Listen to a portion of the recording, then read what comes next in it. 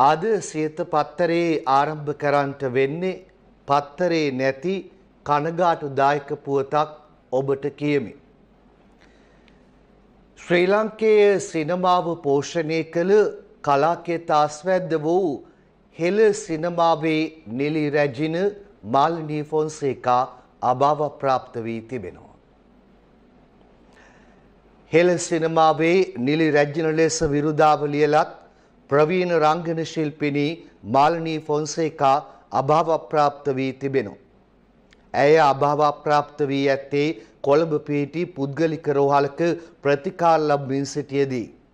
අභාව ප්‍රාප්ත වන විට ඇය 76 වන වියේ පසු වුණා.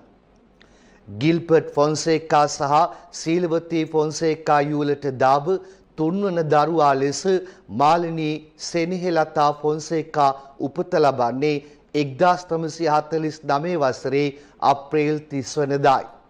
ඒ කැලණිය පෑලියගොඩදී. මාලිනී ෆොන්සේකා සිය මූලික අධ්‍යාපනය ලබන්නේ නුගේගොඩ රජයේ පාසලෙන්. පසුව ඇය ඇතුළු වුණේ කැලණිය ගුරුකුල විද්‍යාලයටයි.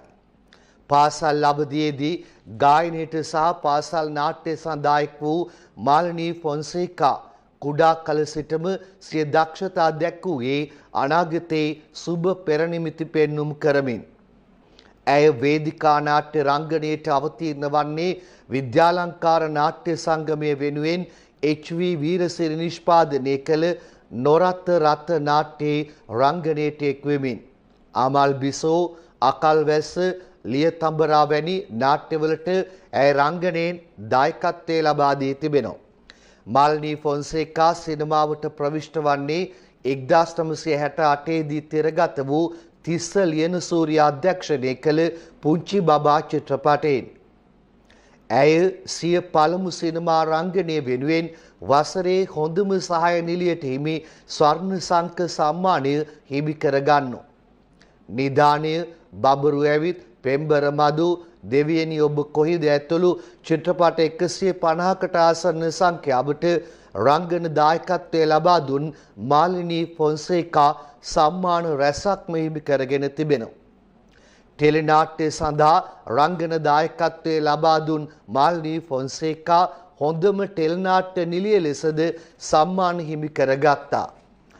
ජාත්‍යන්තර සිනමා සම්මාන හිමි කරගත් මාලිනී ෆොන්සේකා මොස්කව් ජාත්‍යන්තර චිත්‍රපට උළෙලේදී ජූරියේ විශේෂ සම්මානයට පාත්‍ර වන්නේ 1975 වසරේදී. 1977 වසරේදී දිල්ලි සිනමා සම්මාන උළෙලේදීද සම්මානයක් ලබා ගන්නා ඇය තවත් ජාත්‍යන්තර සම්මාන ගණනාවකින්ම පෙදුම් ලබනවා.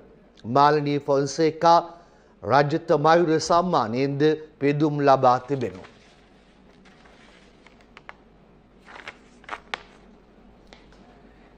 ශ්‍රී ලංකේය සිනමා වෙනුවෙන් මේ අග්‍රගණ්‍ය නිලි රැජින කරපු අතිමහත් සේවාව ගෞරවයෙන් යුක්තව සිහිපත් කරවමු.